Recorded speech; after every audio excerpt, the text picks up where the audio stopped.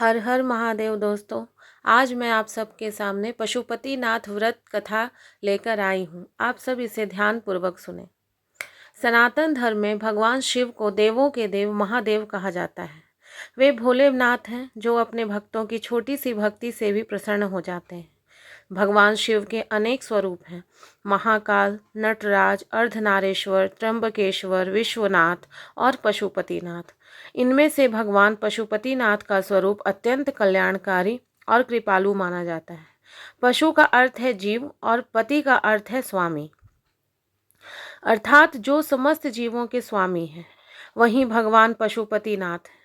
नेपाल की राजधानी काठमांडू में स्थित प्रसिद्ध पशुपतिनाथ मंदिर विश्व भर में प्रसिद्ध है। मान्यता है कि जो भक्त सच्चे मन से भगवान पशुपतिनाथ का व्रत और कथा सुनता है या पढ़ता है, उसके जीवन के दुख, संकट और कष्ट धीरे धीरे समाप्त होने लगते हैं। घर में सुख शांति आती है और मनोकामनाएं पूर्ण होती हैं। आज मैं आपको महान पशुपतिनाथ की एक पावन और रहस्यमयी व्रत कथा सुनाने जा रही हूँ, जिसे सुनने मात्र से शिव कृपा प्राप्त होती है। प्रथम अध्याय इस प्रकार से है। शिव भक्त ब्राह्मण की कथा। प्राचीन समय की बात है कि हिमालय पर्वत के समीप एक छोटा सा गांव था। उस गांव में एक गरीब ब्राह्मण अपनी पत्नी और पुत्री के साथ रहता था।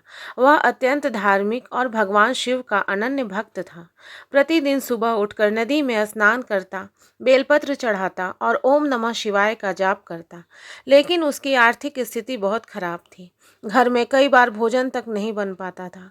उसकी पत्नी अक्सर चिंता में डूबी रहती थी। एक दिन उसने दुखी होकर ब्राह्मण से कहा कि स्वामी, केवल भक्ति से घर नहीं चलता। हमारी बेटी विवाह योग्य हो चुकी है, लेकिन हमारे पास उसके विवाह के लिए कोई धन नहीं है। तो ब्राह्मण ने मुस्कुरा कर बोला कि देवी, चिंता मत करो, भगवान पशुपतिनाथ सब ठीक करेंगे। पत्नी ने कहा, आप हमेशा यही कहते रहते हैं, लेकिन अभी तक कुछ नहीं हुआ। उस रात ब्राह्मण बहुत दुखी मन से भगवान शिव की आराधना करने लगा। उसने पूरी रात दीपक जलाकर ओम पशुपतिनाथ नमः मंत्र का जाप किया।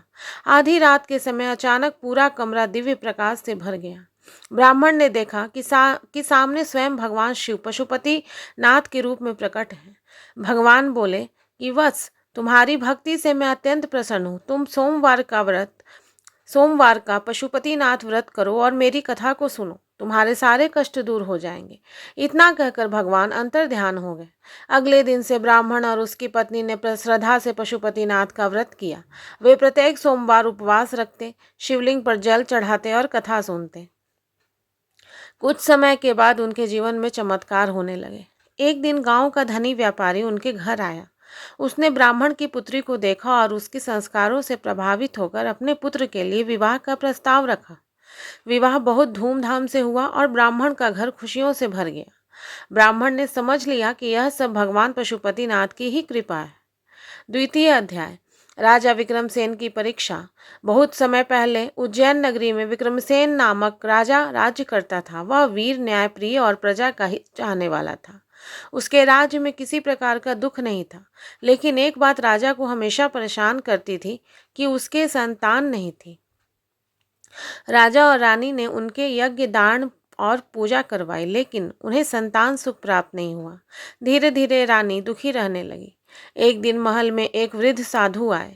राजा ने उनका आदर सत्कार किया। साधु ने राजा की उदासी देखकर कारण पूछा। राजा ने हाथ जोड़कर अपनी समस्या बताई। साधु बोले कि राजन, भगवान पशुपतिनाथ का व्रत अत्यंत प्रभावशाली है।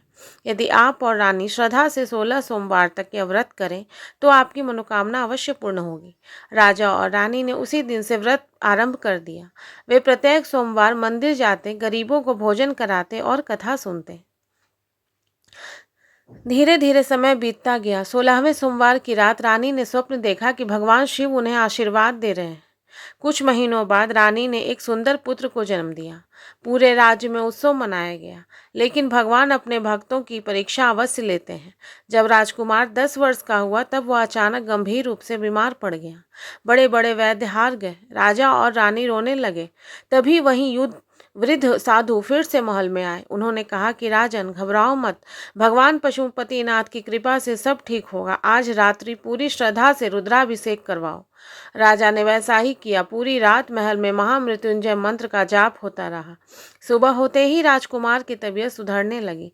कुछ दिनों में वह पूरी तरह स्वस्थ हो गया। राजा और रानी की आंखों में आंसू थे। उन्होंने समझ लिया था कि भगवान पशुपति नाथ अपने भक्तों को कभी अकेला नहीं छोड़ते। तृतीय अध्याय, गरीब लकड़हारे की कथा। एक घने जंगल के पास एक गरीब लकड़हारा रहता था। वह रोज जंगल जाकर लकड़ी काटता और उन्हें बेचकर अपने परिवार का पालन करता। उसकी पत्नी बीमार रहती थी तथा उसके छोटे छोटे बच्चे भूखे सो जाते थे। एक दिन लकड़हारा जंगल में रास्ता भटक गया। शाम होने लगी और चारों ओर अंधेरा छा गया। डर के कारण वह एक पुराने मंदिर में जाकर बैठ गया। वह मंदिर भगवान पशुपतिनाथ का था। लकड़हारे ने देखा कि वह कुछ साधु पूजा कर रहे हैं। वे भगवान शिव को दूध, जल और बेलपत्र अर्पित कर रहे थे। साधुओं ने उसे भी प्रसाद दिया। लकड़हारे ने पूछा कि महात्माओं, यह किस भगवान का मंदिर है? एक साधु बोले कि यह भगवान पशुपतिनाथ का मंदिर है। जो भी सच्चे मन से इनकी पूजा करता है उसके दुख दूर हो जाते हैं। लकड़हारे ने उसी रात भगवान शिव से प्रार्थना की और बोला कि हे भोलेनाथ, मैं बहुत गरीब हूँ, मेरे बच्चों को भूखा मत रखो। उसने अनजाने में पूरी रात उपवास कर लिया और सुबह शिवलिंग पर जल चढ़ाया। यह उसका पहला पशुपतिनाथ व्रत था। अगले दिन जब वह जंगल में लकड़ी काटने गया तो उसे जमीन पर एक पुराना घड़ा मिला जिसमें सोने के सिक्के भरे पड़े थे। वह समझ गया कि यह भगवान की कृपा है, लेकिन उसने लालच नहीं किया। उसने उस धन का उपयोग गरीबों की सहायता और मंदिर निर्माण में किया। धीरे धीरे उसका जीवन बदल गया और वह गांव का सम्मानित व्यक्ति बन गया। चतुर्थ अध्याय, पशुपतिनाथ मंदिर की महिमा। काठमांडू में स्थित भगवान पशुपतिनाथ का मंदिर अत्यंत प्राचीन और चमत्कारी माना जाता है। मान्यता है कि यहाँ स्वयं भगवान शिव विराजमान है। बागमती नदी के किनारे स्थित यह मंदिर शिव भक्तों के लिए अत्यंत पवित्र है। एक कथा के अनुसार एक समय भगवान शिव संसार के शोर और कलह से दूर होकर हिमालय की घाटियों में चले गए थे। उन्होंने हिरण का रूप धारण किया और जंगलों में विचरण करने लगे। देवताओं ने जब भगवान शिव को खोजा तब उन्हें नेपाल की भूमि में पाया गया। जब देवताओं ने उन्हें वापस कैलाश लौटने का आग्रह किया तब भगवान शिव ने कहा कि मैं इस स्थान पर पशुपतिनाथ के रूप में सदैव निवास करूंगा और अपने भक्तों की रक्षा करूंगा। तभी से यह स्थान अत्यंत पवित्र माना जाता है। कहा जाता है कि जो भक्त यहाँ दर्शन करता है उसके पाप नष्ट हो जाते हैं। पंचम अध्याय, साहूकार की पुत्रवधू। एक नगर में एक धनी साहूकार रहता था। उसके पास धन की कोई कमी नहीं थी, लेकिन उसके घर में शांति नहीं थी। उसकी बहू बहुत दुखी रहती थी क्योंकि परिवार के लोग उसे सम्मान नहीं देते थे। एक दिन वह नदी के किनारे बैठी रो रही थी। तभी वहां एक वृद्ध महिला आई। उसने पूछा कि बेटी, तुम क्यों रो रही हो? बहू ने अपने दुख बताए। वृद्धा बोली कि तुम भगवान पशुपतिनाथ का व्रत करो, तुम्हारे जीवन में सुख अवश्य आएगा। बहू ने श्रद्धा से व्रत किया और वह हर सोमवार शिव मंदिर जाने लगी, दीपक जलाती और कथा सुनती। धीरे धीरे उसके व्यवहार में परिवर्तन आने लगा। वह शांत और धैर्यवान हो गई। कुछ ही समय बाद परिसर के लोग भी उससे प्रेम करने लगे। घर में कलह समाप्त हो गई। साहूकार ने भी महसूस किया कि उसकी बहू बहुत संस्कारी और धार्मिक है। एक दिन साहूकार को व्यापार में भारी नुकसान हुआ। पूरा परिवार चिंता में पड़ गया। तब बहू ने भगवान पशुपति से कहा कि पशुपतिनाथ से प्रार्थना की। कुछ दिनों बाद साहूकार का व्यापार पहले से भी अधिक चलने लगा। उस दिन से पूरा परिवार भगवान पशुपतिनाथ का भक्त बन गया। छठा अध्याय, शिव भक्त कन्या की कथा। एक गांव में गौरी नाम की एक सुंदर और धार्मिक कन्या रहती थी। वह बचपन से ही भगवान शिव की उपासना करती थी। उसका सपना था कि उसे भगवान शिव जैसा ही पति मिले। उसकी सहेलियां उसका मजाक उड़ाती थीं, लेकिन गौरी अपने विश्वास पर अटल रही। एक दिन गांव में एक संत आए। उन्होंने गौरी को पशुपतिनाथ व्रत की सलाह दी। गौरी ने पूरे मन से व्रत करना शुरू किया। वह सुबह जल्दी उठती, स्नान करती और शिवलिंग पर जल चढ़ाती।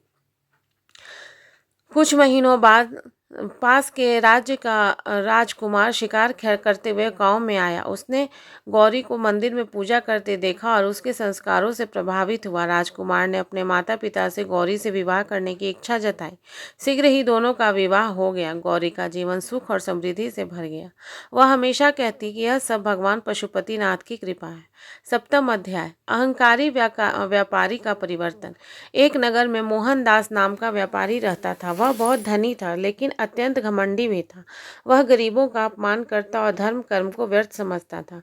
उसकी पत्नी भगवान शिव की भक्त थी। वह हमेशा पति से कहती कि धन पर घमंड मत करो, भगवान की कृपा से ही सब मिलता है। लेकिन व्यापारी उसकी बात नहीं सुनता। एक दिन अचानक उसके व्यापार में भारी घाटा हो गया। उसके जहाज समुद्र में डूब गया और सारा धन समाप्त हो गया। मित्रों ने भी साथ छोड़ दिया। तब व्यापारी को अपनी गलती का एहसास हुआ। उसकी पत्नी उसे पशुपतिनाथ मंदिर ले गई और वहां उसे पहली बार सच्चे मन से भगवान शिव के सामने सिर झुकाया। उसने सोमवार का व्रत रखा और गरीबों को भोजन कराया। धीरे धीरे उसका व्यापार फिर से चलने लगा, लेकिन इस बार उसके स्वभाव में विनम्रता आ गई थी। वह सब कुछ समझ चुका था कि संसार में सबसे बड़ा धन भगवान की कृपा ही है। 8वां अध्याय, भगवान शिव की कृपा। कहते हैं कि भगवान पशुपतिनाथ अपने भक्तों की हर परिस्थिति में रक्षा करते हैं। जो व्यक्ति श्रद्धा और विश्वास से उनका व्रत करता है, उसके जीवन में सकारात्मकता परिवर्तन आने लगते हैं। इस व्रत से मन को शांति मिलती है, परिवार में प्रेम बढ़ता है और आर्थिक संकट दूर होने लगते हैं। कई लोग इसी व्रत को विवाह, संतान, स्वास्थ्य और सुख समृद्धि की कामना से करते हैं। भगवान शिव बहुत भोले हैं। वे केवल सच्ची भक्ति देखते हैं। उन्हें महंगे वस्त्र, आभूषण नहीं चाहिए। यदि कोई भक्त केवल एक लोटा जल भी श्रद्धा से अर्पित कर दे तो भगवान प्रसन्न हो जाते हैं। पशुपतिनाथ व्रत की विधि।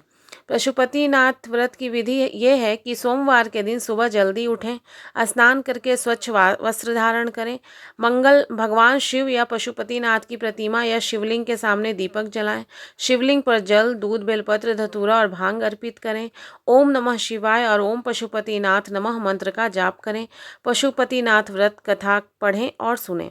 दिन भर सात्विक भोजन करें या उपवास रखें। शाम को आरती और प्रसाद बांटें। इस व्रत का महत्व ये है कि पशुपतिनाथ व्रत केवल एक धार्मिक परंपरा नहीं है, बल्कि यह आत्मशुद्धि और भक्ति का मार्ग है। यह व्रत हमें धैर्य, विश्वास और विनम्रता सिखाता है। जो व्यक्ति इस व्रत को श्रद्धा से करता है, उसके जीवन में धीरे धीरे अच्छे परिवर्तन आने लगते हैं। मानसिक तनाव कम होता है और भगवान शिव की कृपा प्राप्त होती है। भगवान पशुपतिनाथ अत्यंत दयालु और कृपालु हैं। वे अपने भक्तों के सभी दुख दूर करते हैं। इस कथा से हमें यही शिक्षा मिलती है कि जीवन में चाहे कितनी भी कठिनाइयाँ आएं, हमें भगवान पर विश्वास कभी नहीं खोना चाहिए। सच्ची भक्ति और श्रद्धा से किया गया पशुपतिनाथ व्रत जीवन को सुख, शांति और समृद्धि से भर देता है। जो भी भक्त इस कथा को श्रद्धा से पढ़ता है और सुनता है, भगवान पशुपतिनाथ उसकी सभी मनोकामनाओं को पूर्ण करते हैं और उसके जीवन को मंगलमय बनाते हैं। ओम नमः शिवाय। जय पशुपतिनाथ महादेव। तो दोस्तों, अगर ये कथा आपको अच्छी लगी हो तो इस वीडियो को लाइक करें, शेयर करें, कमेंट करें और मेरे चैनल को सब्सक्राइब करें। हर हर महादेव दोस्तों।